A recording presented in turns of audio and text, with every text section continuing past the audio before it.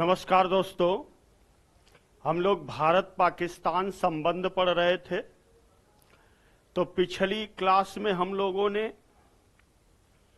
1965 का युद्ध देखा, ताशकंद समझौता देखा, 1971 का युद्ध देखा, शिमला समझौता देखा, कारगिल युद्ध को देखा।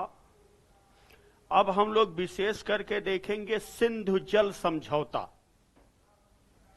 यहां पर हम लोग देखते हैं कि भारत पाकिस्तान संबंध भाग 2।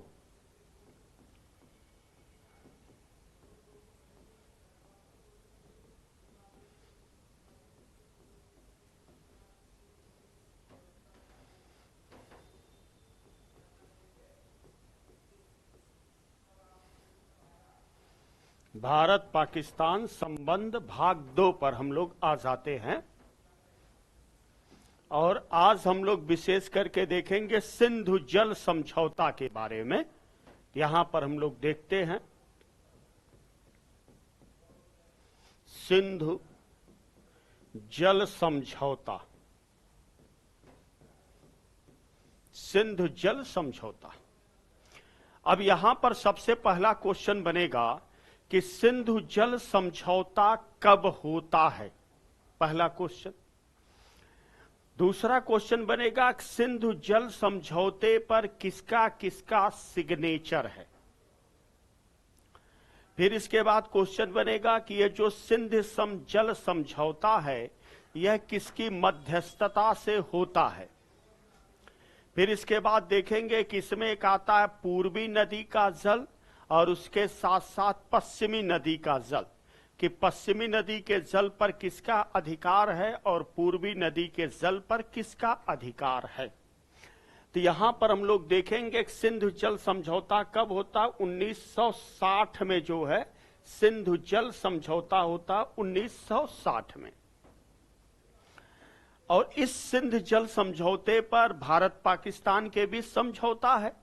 इस पर सिग्नेचर किसका मिलेगा, जवाहरलाल नेहरू का और अयूब खां का सिग्नेचर है। तो यहां पर अगर हम लोग देखेंगे हस्ताक्षर, तो यहां पर हस्ताक्षर दो लोगों का मिलेगा। एक आप देखेंगे जवाहरलाल नेहरू का मिलेगा, जवाहरलाल नेहरू का मिलेगा, और दूसरा आपको मिलेगा अयूब खां का। अयूब खां का, ये दो लोगों का, अयूब खान का यहां पर आप देखेंगे सिग्नेचर मिलेगा। फिर इसके बाद आता है सिंधु जल समझौता किसके प्रयासों से होता है। तो सिंधु जल समझौता जो है यह विशेष करके विश्व बैंक के प्रयासों से होता है, या हम कह सकते हैं कि इसमें मध्यस्थता की भूमिका कौन निभाता है। तो यहां पर मध्यस्थता की भूमिका देखेंगे विश्व बैंक निभाता है। तो यहां पर आप देखेंगे किसके प्रयासों से, या मध्यस्थता बोल सकते हैं कि किसने मध्यस्थता की थी। तो इसमें मध्यस्थता में कौन करता है, विश्व बैंक करता है, विश्व बैंक। अब यहां पर विश्व बैंक में दो नाम पूछा जाता है। एक यूजिन ब्लैक का नाम आता है और इसके साथ साथ आप देखेंगे मिस्टर इल्क। तो यहां पर आपको दिखाई देगा यूजिन ब्लैक आपको दिखाई देगा, और उसके साथ साथ आप देखेंगे एक आता मिस्टर इल्क। ये दो नाम आते हैं और ये दोनों नाम क्या इंपॉर्टेंट हैं, और यहां से क्वेश्चन पूछा जाता है। यूजिन ब्लैक और मिस्टर इल्क के प्रयासों से होता है। फिर इसके बाद देखेंगे कि समझौते के तहत एक पूर्वी नदी का रहता है और एक पश्चिमी नदी रहती है, कि पूर्वी नदी में कौन कौन सी आती है और उसके जल पर किसका अधिकार होगा, और पश्चिम की कौन कौन सी नदियां रहती उसके जल पर किसका किसका अधिकार होगा। तो यहां पर हम लोग देखेंगे पश्चिमी नदी को देखते हैं, पश्चिमी नदी को। तो यहां पर हम लोग देखेंगे पश्चिमी नदी में कौन कौन सी नदी आती है। तो पश्चिमी नदी में सिंधु है, झेलम है, चेनाब है। तो यहां पर आप देखेंगे तो आपको मिलेगा सिंधु मिलेगा, फिर उसके साथ साथ झेलम मिलेगा, फिर उसके साथ साथ क्या मिलेगा, चेनाब मिलेगा। अब इसके बाद बात आती है कि इसके जल पर किसका अधिकार होगा। तो इसके जल पर विशेष करके किसका अधिकार होगा? पाकिस्तान का अधिकार, पाकिस्तान का अधिकार, ये चीजें आपको दिखाई देगा। फिर इसके साथ साथ अगर हम पूर्वी नदी को देखें, पूर्वी नदी, तो पूर्वी नदी में कौन कौन सी आती हैं? तो पूर्वी नदी में ब्यास आती है, सतलज आती है। तो यहां पर आप देखेंगे रावी, ब्यास, सतलज आपको मिलेगा, रावी मिलेगा, फिर उसके साथ साथ ब्यास मिलेगा, और उसके साथ साथ क्या मिलेगा? सतलज से मिलेगा। और इसके पानी पर किसका अधिकार आपको मिलेगा?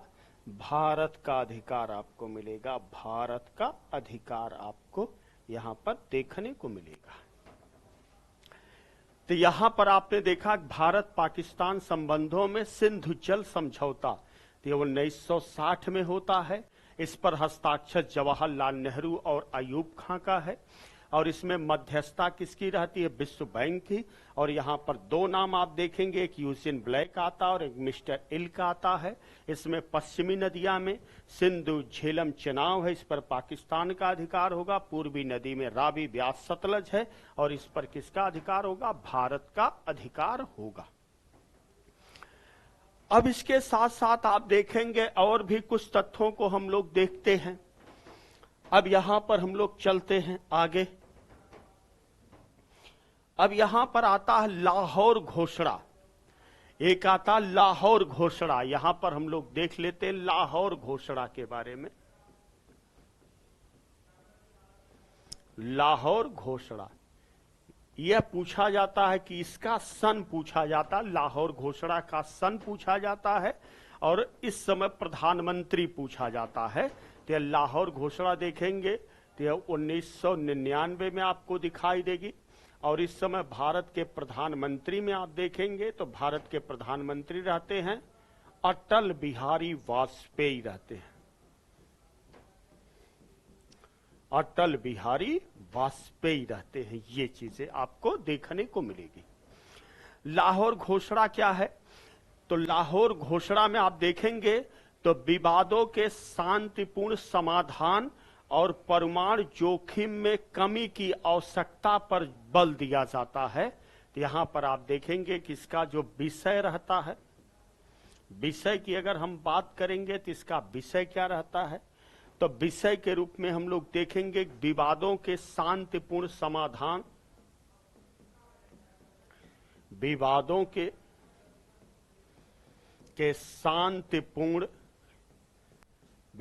के शांतिपूर्ण समाधान आपको दिखाई देगा, विवादों के शांतिपूर्ण समाधान और परमाणु जोखिम में कमी की आवश्यकता पर,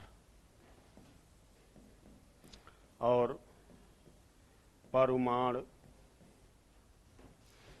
जोखिम में कमी की आवश्यकता पर जोर।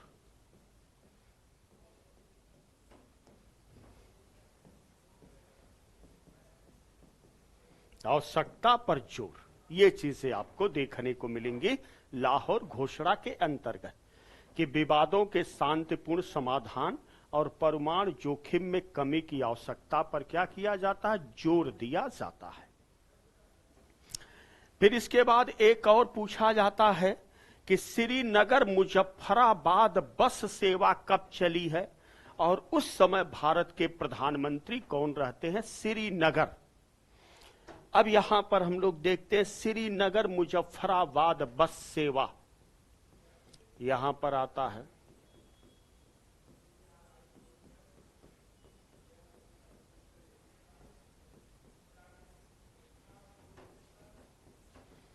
श्रीनगर मुजफ्फराबाद बस सेवा, ये आपसे पूछा जाता है श्रीनगर मुजफ्फराबाद बस सेवा कब चलती है।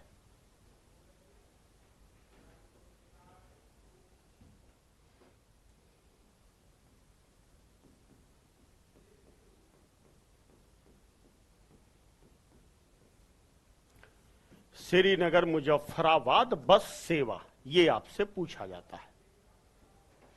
अब यहां पर हम लोग देखते हैं श्रीनगर मुजफ्फराबाद बस सेवा किसके समय चलती है, कब चलती है, यही आपसे क्वेश्चन है। तो श्रीनगर मुजफ्फराबाद बस सेवा 2005 में चलती है और उस समय भारत के प्रधानमंत्री रहते हैं डॉक्टर मनमोहन सिंह रहते हैं। तो यहां पर हम लोग देखेंगे श्रीनगर मुजफ्फराबाद बस सेवा, ये इसका वर्ष आप देखेंगे तो वर्ष आपको 2005 आपको दिखाई देगा, यह वर्ष आपको।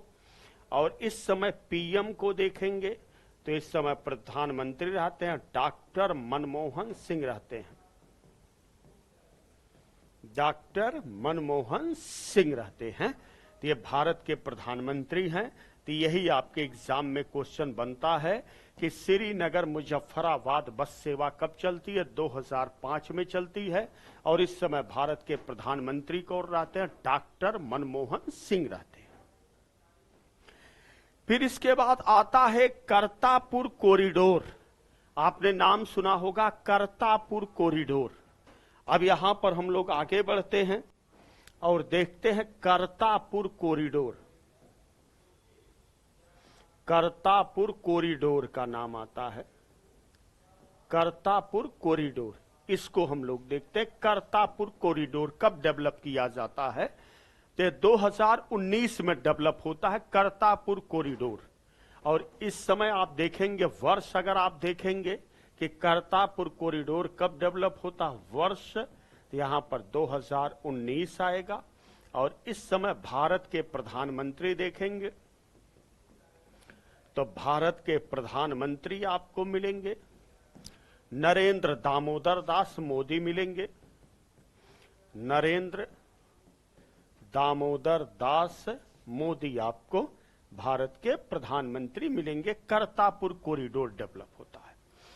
अब आप देखेंगे कि ये जो करतापुर कॉरिडोर डेवलप होता है, यह गुरु नानक की 550वीं जयंती के उपलक्ष्य में डेवलप होता है। तो यहां पर आप देखेंगे कि गुरु नानक की 550वीं जयंती पर, 550वीं जयंती पर इसका जो है निर्माण होता है, जयंती के उपलक्ष्य में।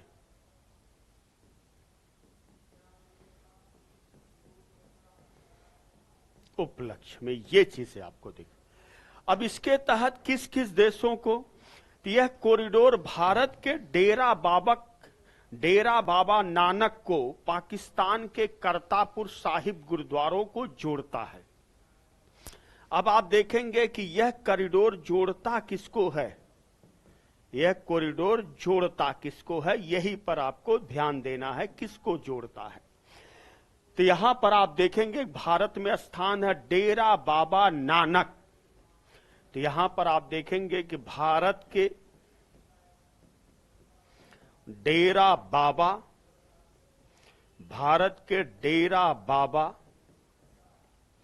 नानक, भारत के डेरा बाबा नानक से पाकिस्तान, भारत के डेरा बाबा नानक से पाकिस्तान में करतापुर साहिब गुरुद्वारों को जोड़ता है। पाकिस्तान में करतापुर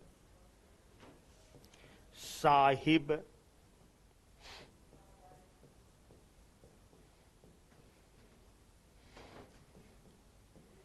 गुरुद्वारे को जोड़ता है।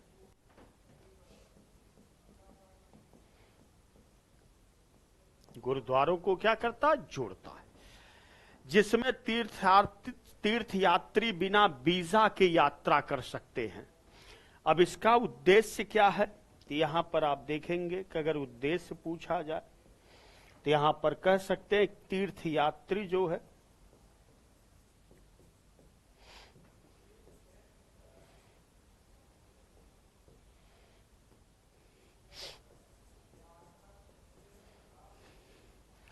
बिना वीजा के जो है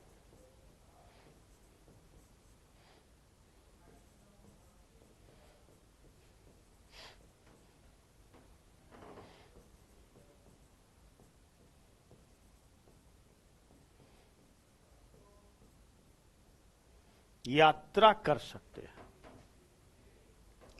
करतापुर कॉरिडोर है।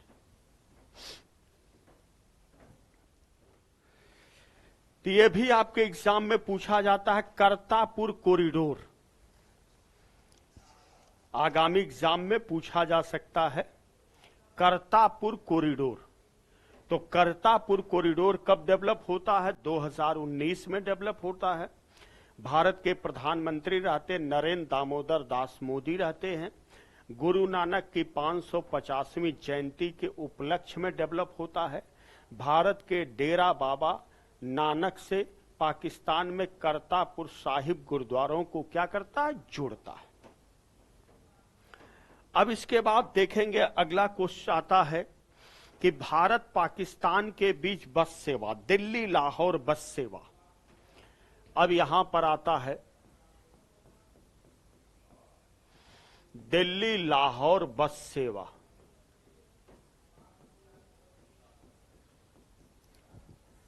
दिल्ली लाहौर बस सेवा, इसकी हम लोग चर्चा करते हैं। दिल्ली लाहौर बस सेवा।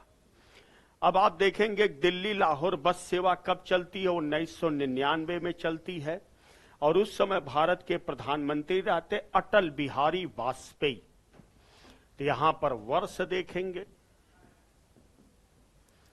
तो वर्ष जो है 1999 में, और भारत के प्रधानमंत्री देखेंगे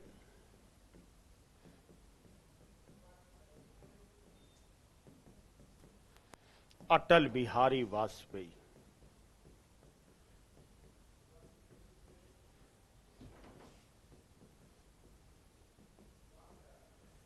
अटल बिहारी वाजपेयी रहते हैं।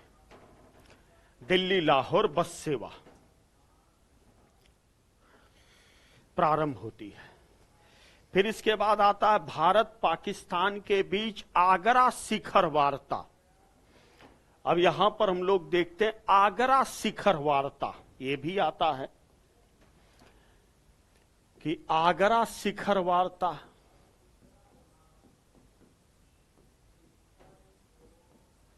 आगरा शिखर वार्ता की हम लोग चर्चा करते, ये कब है?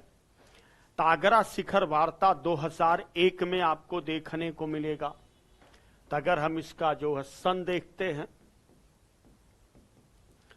तो वर्ष आपको 2001 आपको दिखाई देगा। आगरा शिखर वार्ता भारत पाकिस्तान के बीच होती है और इस समय भारत के प्रधानमंत्री अटल बिहारी वाजपेयी रहते हैं और पाकिस्तान के राष्ट्रपति परवेज मुशर्रफ। तो यहां पर अगर भारत के प्रधानमंत्री को देखें तो भारत के प्रधानमंत्री अटल बिहारी वाजपेयी रहते हैं। अटल बिहारी वाजपेयी। और पाकिस्तान के राष्ट्रपति देखेंगे तो पाकिस्तान के राष्ट्रपति की अगर हम बात करें तो राष्ट्रपति परवेज मुशर्रफ हैं।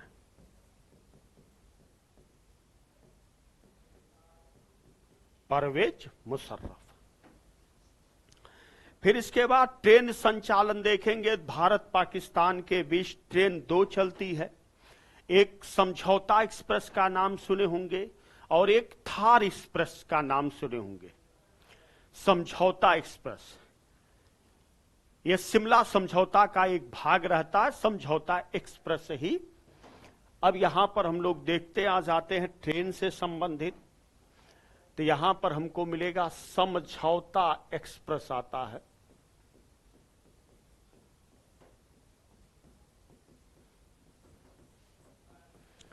समझौता एक्सप्रेस। तो भारत पाकिस्तान के बीच समझौता एक्सप्रेस कब चलती है? 1976 में चलती है। यहां पर आप देखेंगे तो अगर हम इसका सन देखें समझौता एक्सप्रेस का, इसका वर्ष आप देखेंगे तो 1976। और इस समय अगर प्रधानमंत्री देखेंगे तो प्रधानमंत्री आपको मिलेंगे इंदिरा गांधी मिलेंगे।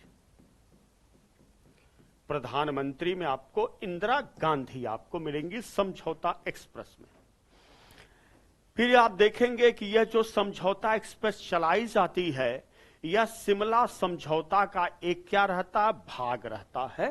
तो आप देखेंगे तो आपको मिलेगा कि समझौता एक्सप्रेस जो है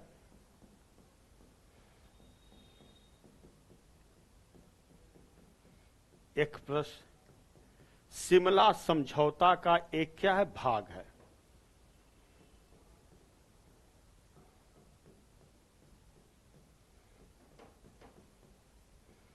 एक भाग आपको दिखाई देगा। फिर इसके बाद समझौता एक्सप्रेस किसके किसके बीच चलती है, अटारी से लाहौर के बीच यह ट्रेन चलती है। तो आप देखेंगे कि ट्रेन का संचालन किसके किसके बीच होता है, तो अटारी से लाहौर के बीच होता है। अटारी से लाहौर के बीच होता है। अटारी से लाहौर के बीच जो है यह समझौता एक्सप्रेस चलती है। फिर इसके बाद देखेंगे एक आता है थार एक्सप्रेस। तो थार एक्सप्रेस बहुत पहले से चलती थी, अंग्रेजों के समय से ही चलती थी थार एक्सप्रेस। अब यहां पर हम लोग बात करते हैं, एक और आता है थार एक्सप्रेस।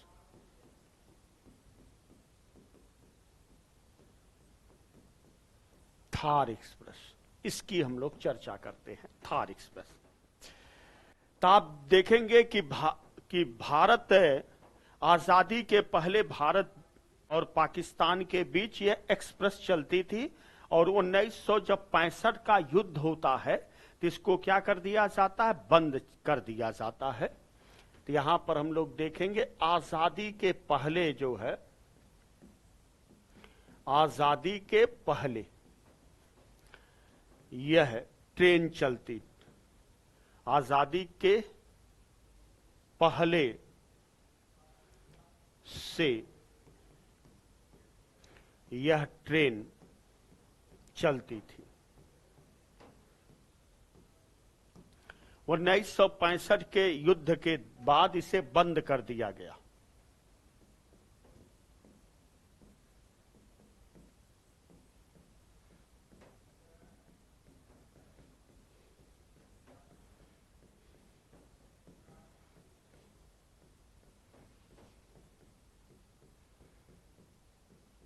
बंद कर दिया गया। फिर इसके बाद देखेंगे कि पुनः जो है 2006 में मनमोहन सिंह के समय पुनः इसका संचालन शुरू हुआ। तो इसका पुनः संचालन देखेंगे, तो इसका पुनः संचालन होता है प्रधानमंत्री मनमोहन सिंह के समय।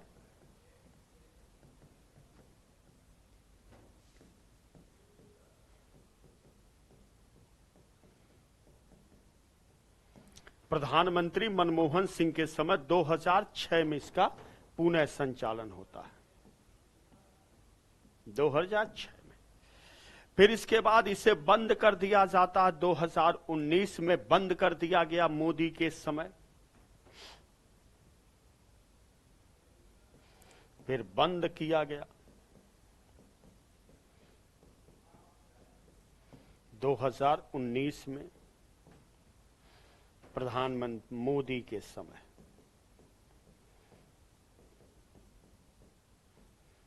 जिसे क्या कर दिया गया, बंद कर दिया गया।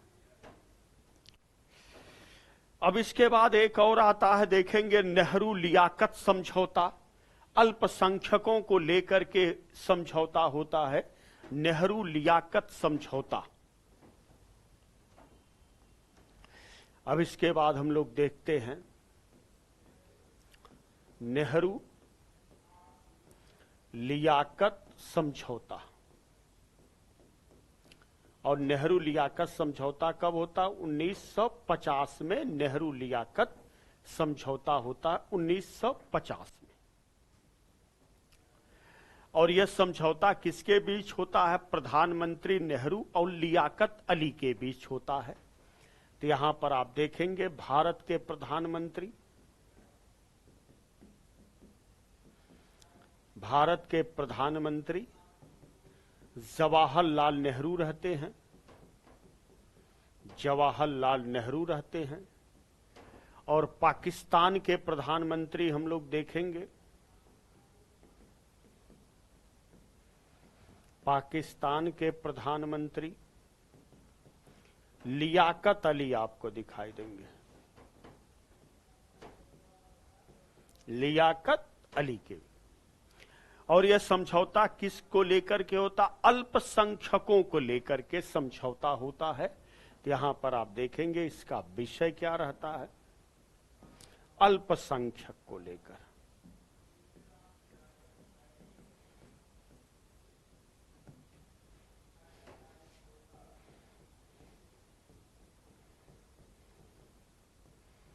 अल्पसंख्यकों को लेकर यह क्या होता है? समझौता होता है।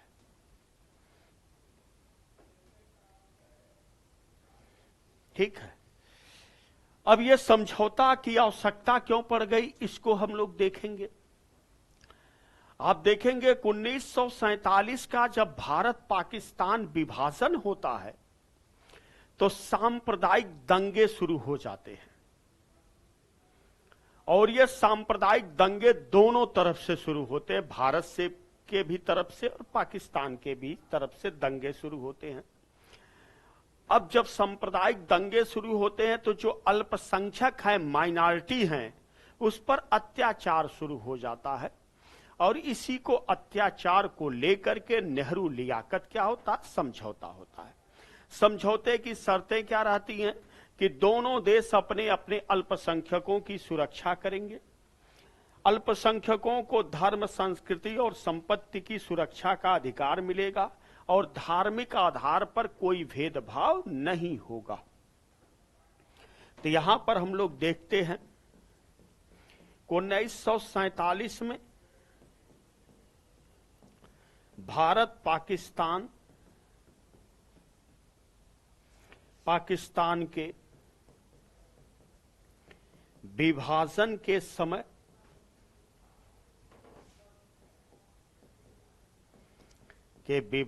के समय जो है सांप्रदायिक दंगे हुए।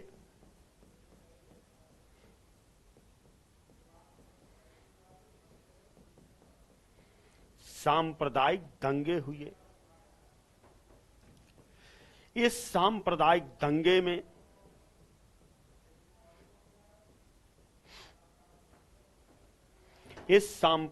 दंगे में अल्पसंख्यकों पर अत्याचार हुआ।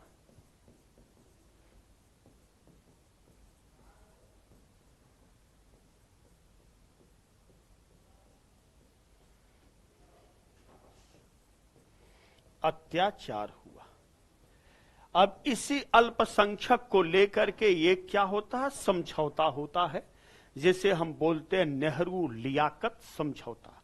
1950 है। भारत के प्रधानमंत्री जवाहरलाल नेहरू हैं, पाकिस्तान के प्रधानमंत्री लियाकत अली हैं। इसका विषय अल्पसंख्यक को लेकर यह समझौता होता है।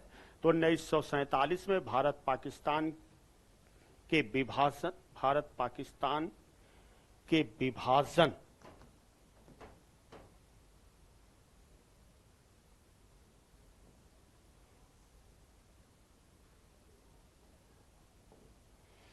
विभाजन के समय सांप्रदायिक दंगे हुए।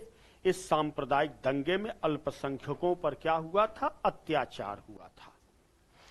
अब यहां पर हम लोग देखते हैं समझौता क्या होता है। एक दो शर्तों को हम लोग देखते हैं, शर्तों पर आ जाते हैं। तो यहां पर हम लोग देखेंगे नेहरू लियाकत समझौते की शर्तें पर आ जाते हैं।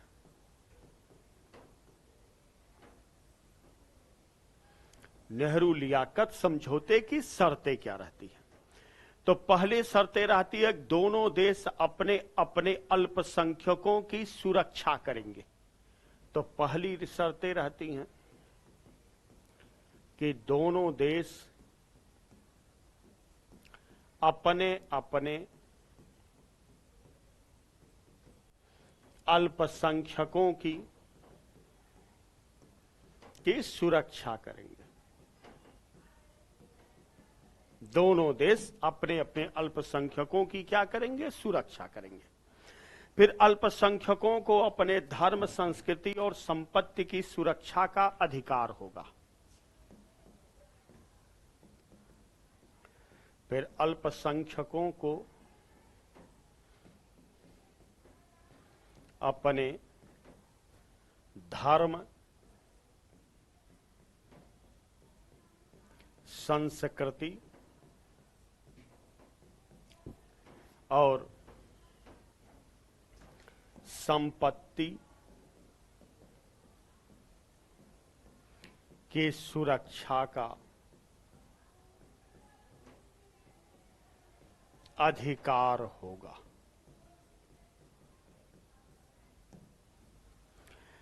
फिर तीसरा, धार्मिक आधार पर कोई भेदभाव नहीं किया जाएगा।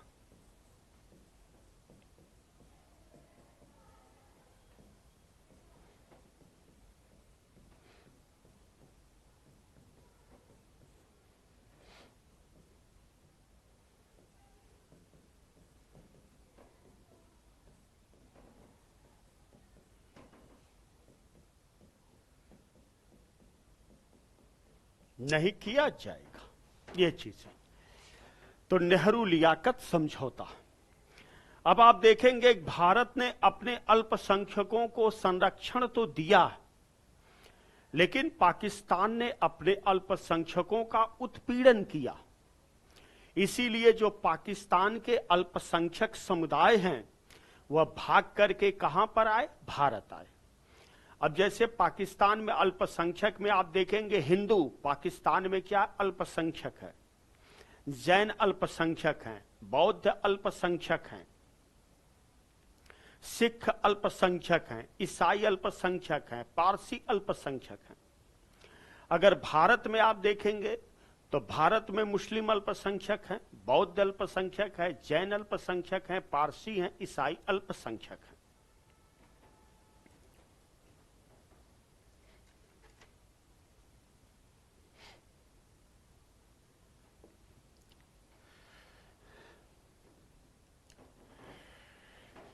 अब इसके साथ साथ हम लोग देखते हैं पंचशील समझौता पर आ जाते हैं।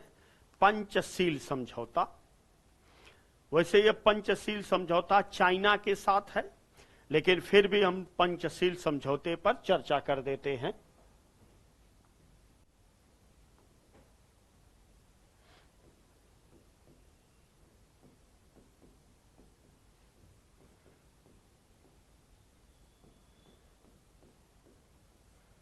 पंचशील समझौता। अब यहां पर क्वेश्चन बनता है पंचशील समझौता कब होता है? 1954 में होता है, 29 अप्रैल 1954। यहां पर आप देखेंगे तो यह 1954 में पंचशील समझौता होता है, 1954। अब यह पंचशील समझौता यह किन किन देशों के बीच होता है? तो पंचशील समझौता भारत और चाइना के बीच होता है। किसके बीच होता है? चाइना के बीच होता है। यहां पर आप देखेंगे कि पंचशील समझौता जो है भारत और चीन के बीच होता है, और चीन के बीच होता है पंचशील समझौता। फिर इसके बाद एक क्वेश्चन आता है कि पंचशील समझौते पर किसका हस्ताक्षर है? तो भारत के प्रधानमंत्री जवाहरलाल नेहरू का हस्ताक्षर मिलेगा।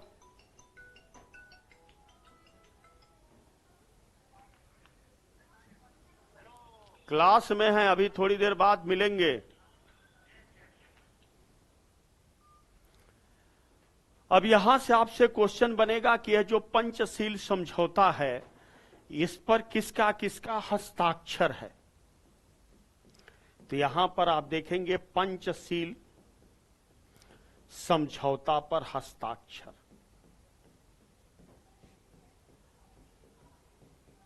किसका किसका आपको मिलेगा? पंचशील समझौता। तो पंचशील समझौते पर जवाहरलाल नेहरू का हस्ताक्षर है भारत की तरफ से, और चीन की तरफ से चाओ एन लाई का हस्ताक्षर है। अब यहां पर आप देखेंगे भारत में तो आपको जवाहरलाल नेहरू दिखेंगे,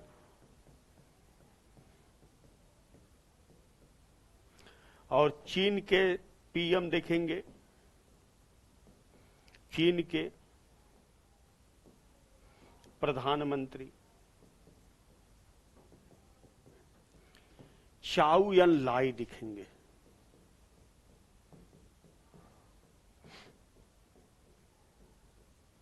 चाउ एन लाई के बीच होता है पंचशील समझौता। अब एक क्वेश्चन आता है कि पंचशील शब्द जो है, यह पंचशील की अवधारणा विशेष करके किसकी रहती है? तो पंचशील की अवधारणा विशेष करके जवाहरलाल नेहरू की आपको दिखाई देगा। और पंचशील आप देखेंगे प्राचीन बौद्ध अभिलेखों से लिया गया है। तो यहां पर आप देखेंगे कि यह जो पंचशील की अवधारणा आपको दिखाई देगी, पंचशील की अवधारणा, तो पंचशील की अवधारणा किसकी है? जवाहरलाल नेहरू की है।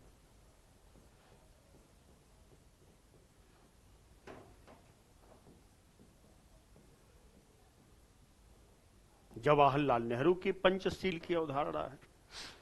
फिर इसके बाद आता है कि पंचशील शब्द कहां से लिया गया है? बौद्ध अभिलेखों से लिया गया है, जो बौद्ध भिक्षुओं के व्यवहार को निर्धारित करने वाले 5 निषेध हैं। अब यहां पर हम लोग देखेंगे पंचशील की अवधारणा जो है, पंचशील की अवधारणा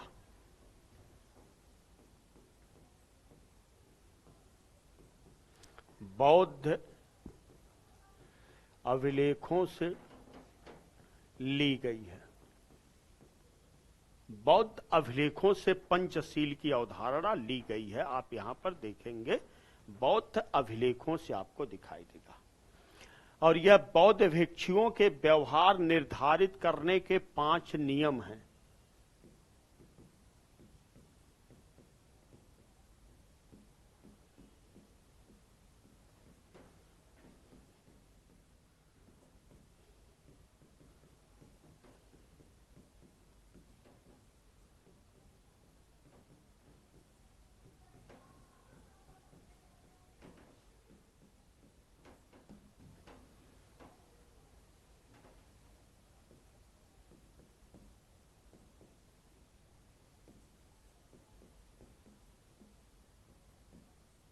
पांच नियम है पंचशील। अब इसके साथ साथ हम लोग देखेंगे कि पंचशील के ये जो 5 तत्व हैं कौन कौन है, और इसकी नींव कब पड़ती है, या पंचशील समझौते की पुष्टि कब होती है। तो 1955 में बांडुंग सम्मेलन में पंचशील सिद्धांतों की क्या होती है? पुष्टि। तो यहां पर आप देखेंगे 1955 के बांडुंग सम्मेलन में 1955 के बांडुंग सम्मेलन में पंचशील सिद्धांतों की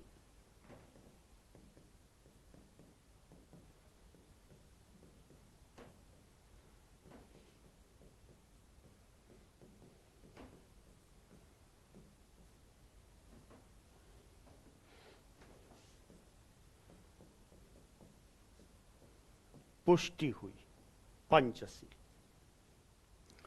अब इसके साथ साथ आता है कि पंचशील के कौन कौन 5 तत्व हैं। अब हम लोग देखते हैं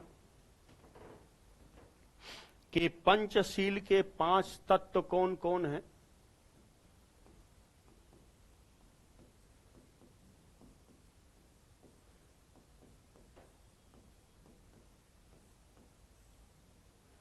पांच तत्व यहां पर आते हैं। तो सबसे पहला तत्व आप देखेंगे एक दूसरे के प्रादेशिक एकता अखंडता का सम्मान करना।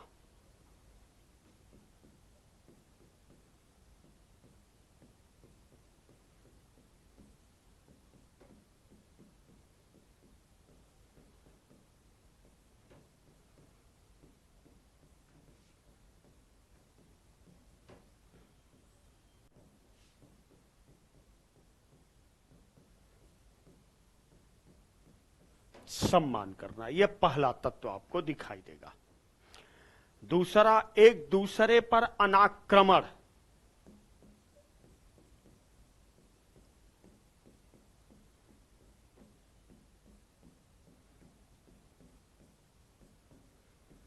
अनाक्रमण दिखाई देगा।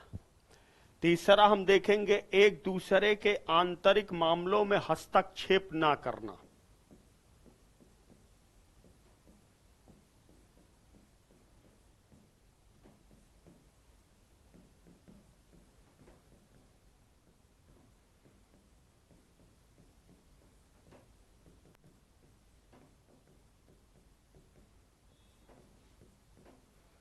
हस्तक्षेप ना करना। चौथा हम देखेंगे एक शांतिपूर्ण सह अस्तित्व आपको मिलेगा।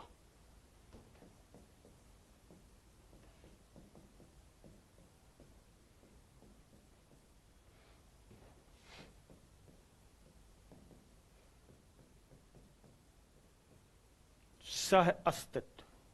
और पांचवा हम लोग देखेंगे परस्पर समानता और लाभ।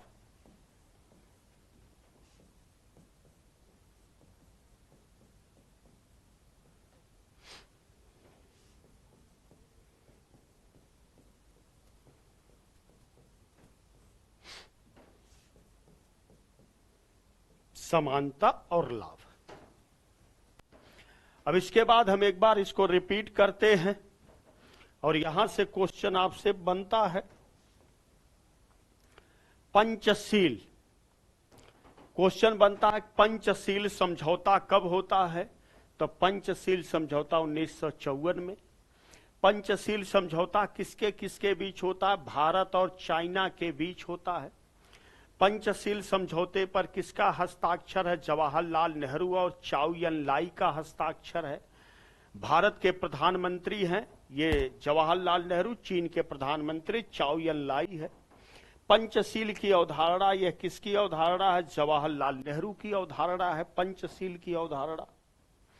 फिर इसके बाद आती है पंचशील की अवधारणा बौद्ध अभिलेखों से ली गई है, यहां पर आपको ध्यान देना होगा। फिर पंचशील बौद्ध भिक्षुओं के व्यवहार निर्धारित करने के 5 नियम हैं। 1955 के बांडुंग सम्मेलन में पंचशील के सिद्धांतों की क्या होती है? पुष्टि होती है। फिर देखेंगे पंचशील के 5 तत्व क्या क्या हैं। एक दूसरे के प्रादेशिक एकता अखंडता का सम्मान करना, एक दूसरे पर अनाक्रमण, एक दूसरे के आंतरिक मामलों में हस्तक्षेप ना करना, शांतिपूर्ण सह अस्तित्व, पारस्परिक समानता और लाभ।